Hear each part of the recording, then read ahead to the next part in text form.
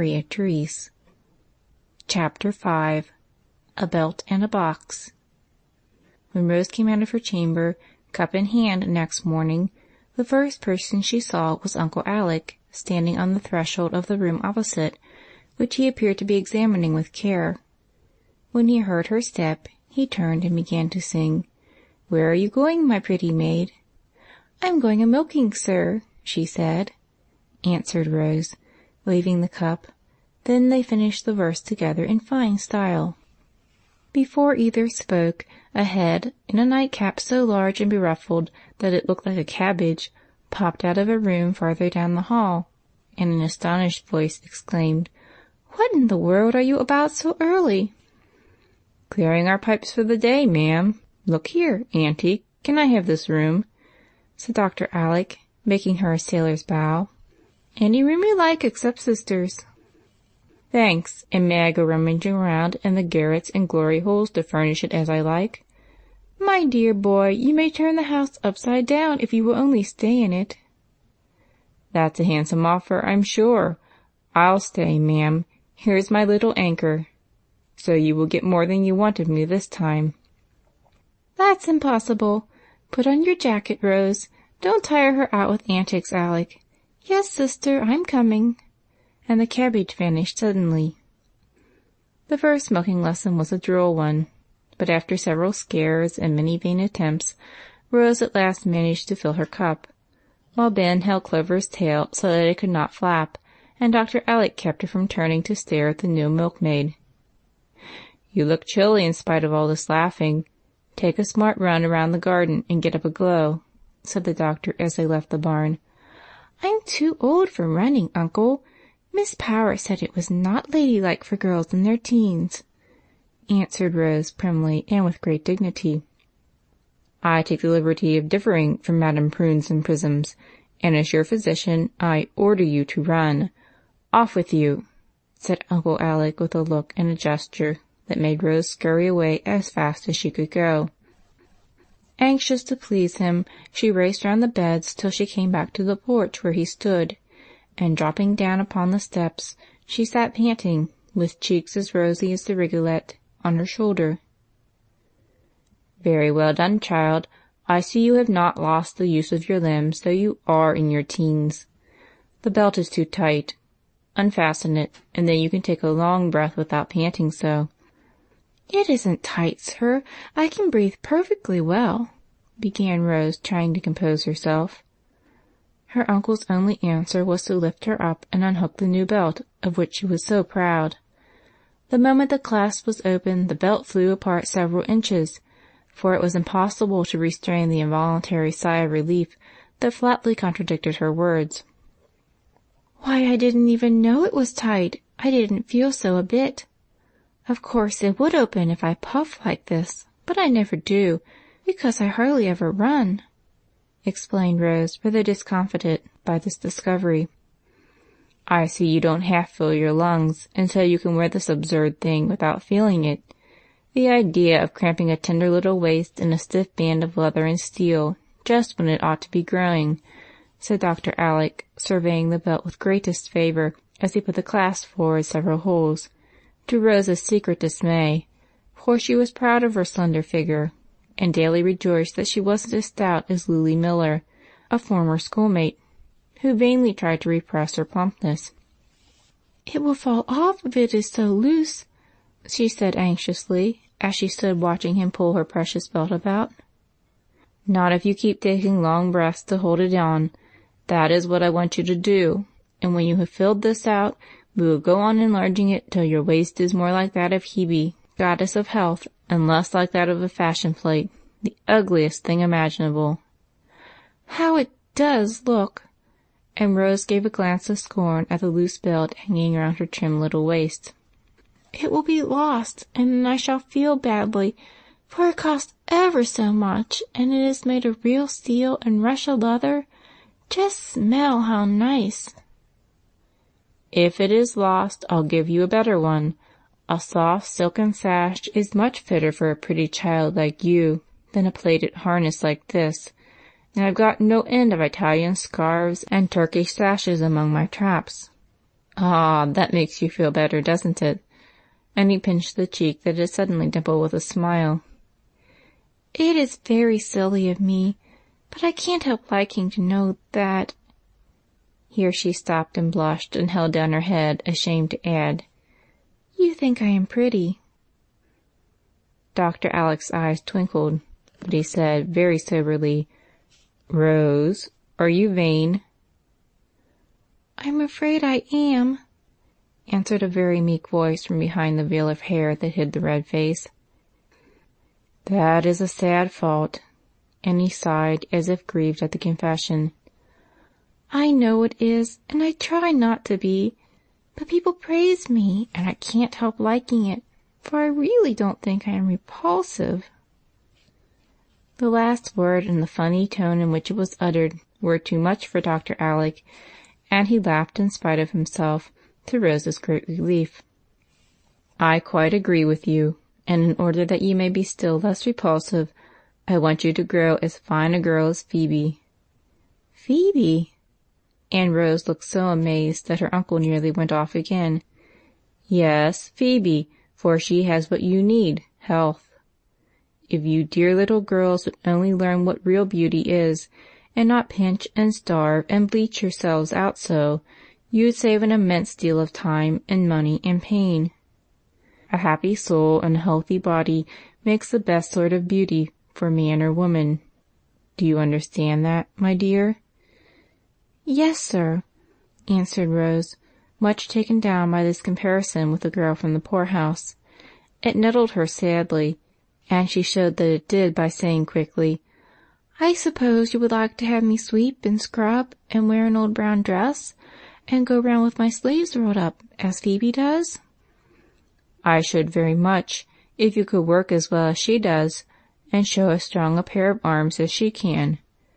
I haven't seen a prettier picture for some time than she made of herself this morning, up to the elbows in suds, singing like a blackbird, while she scrubbed on the back stoop. Well, I do think you are the queerest man that ever lived, was all Rose could find to say after this display of bad taste. I haven't begun to show my oddities yet, so you must make up your mind to worse shocks than this, he said, with such a whimsical look that she was glad the sound of a bell prevented her showing more plainly what a blow her little vanities had already received. You will find your box all open in Auntie's parlor, and there you can amuse her and yourself by rummaging to your heart's content. I've got to be cruising round all the morning getting my room to rights, said Dr. Alec as they rose from breakfast. Can't I help you, Uncle? Asked Rose, quite burning to be useful. No, thank you.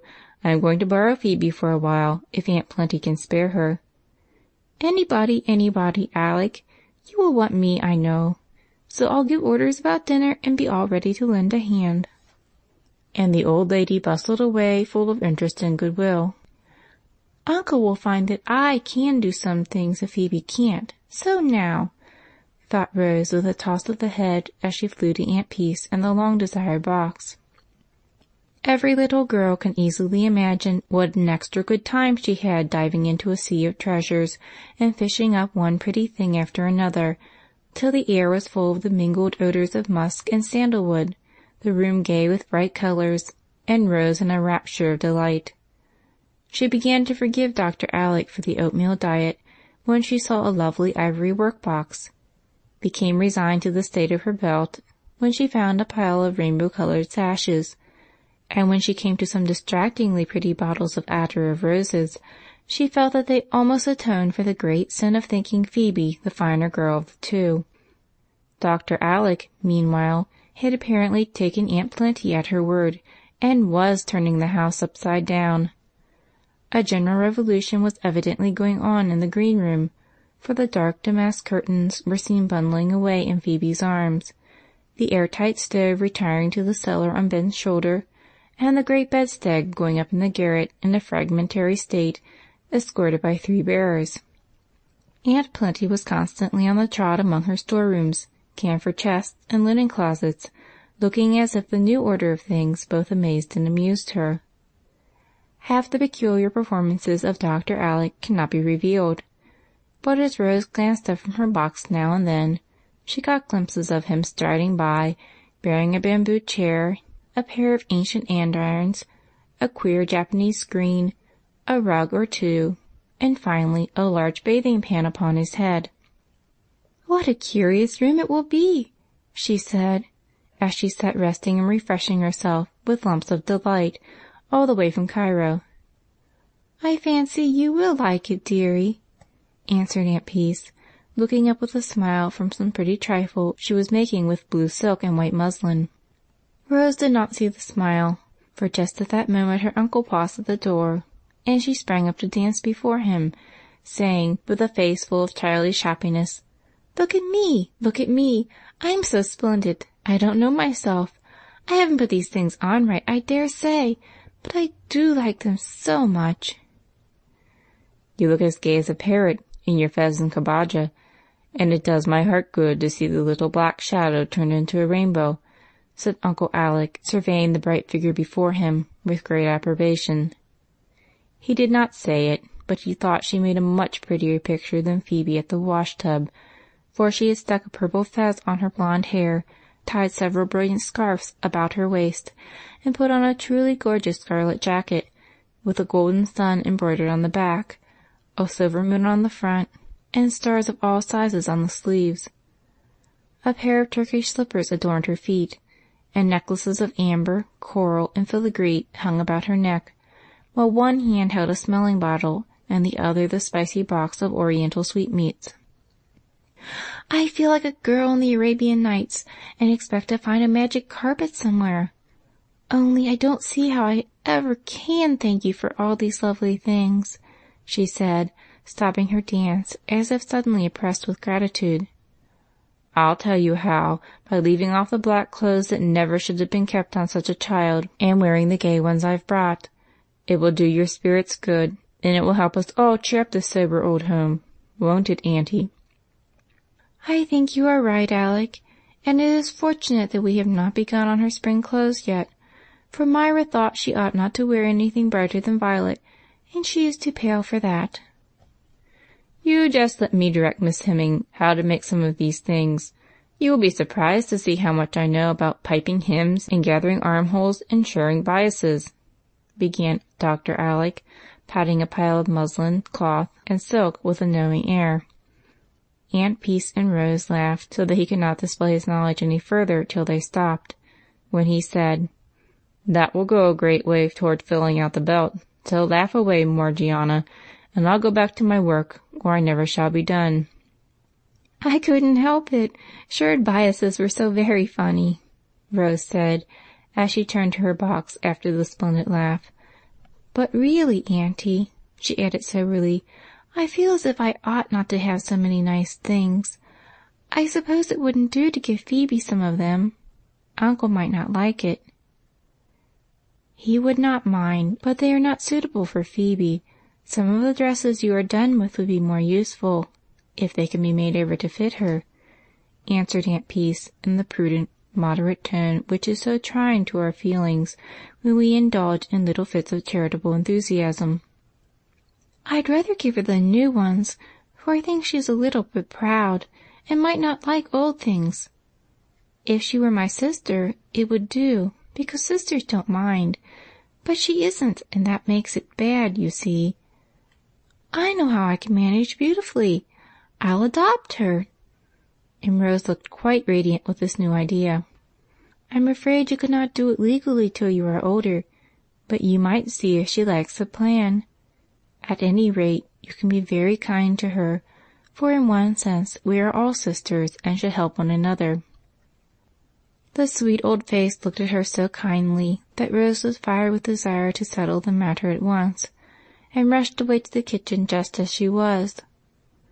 Phoebe was there, polishing the antique andirons so busily that she started when a voice cried out, "Smell that! Taste this! And look at me!"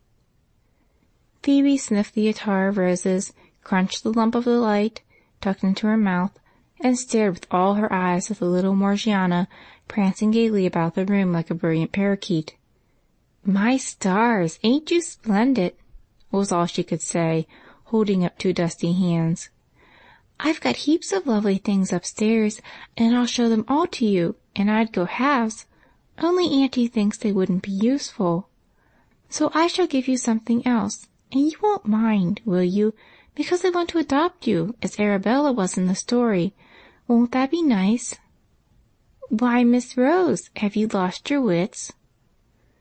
No wonder Phoebe asked, for Rose talked very fast and looked so odd in her new costume and was so eager she could not stop to explain. Seeing Phoebe's bewilderment, she quieted down and said with a pretty air of earnestness, "It isn't fair that I should have so much and you so little, and I want to be as good to you as if you were my sister, for Aunt P says we are all sisters, really. I thought if I adopted you as much as I can now, it would be nicer. Will you let me, please?" To Rose's great surprise, Phoebe sat down on the floor and hid her face in her apron for a minute without answering a single solitary word. "Oh, dear, now she's offended, and I don't know what to do," thought Rose, much discouraged by this reception of her offer. "Please forgive me. I didn't mean to hurt your feelings, and I hope you won't think—" she faltered presently, feeling that she must undo the mischief if possible. But Phoebe gave another surprise by dropping the apron and showing a face all smiles, in spite of tears in the eyes, as she put both arms round Rose and said, with a laugh and sob, "I think you are the dearest girl in the world, and I'll let you do anything you like with me." "Then you do like the plan? You didn't cry because I seemed to be kind of patronizing.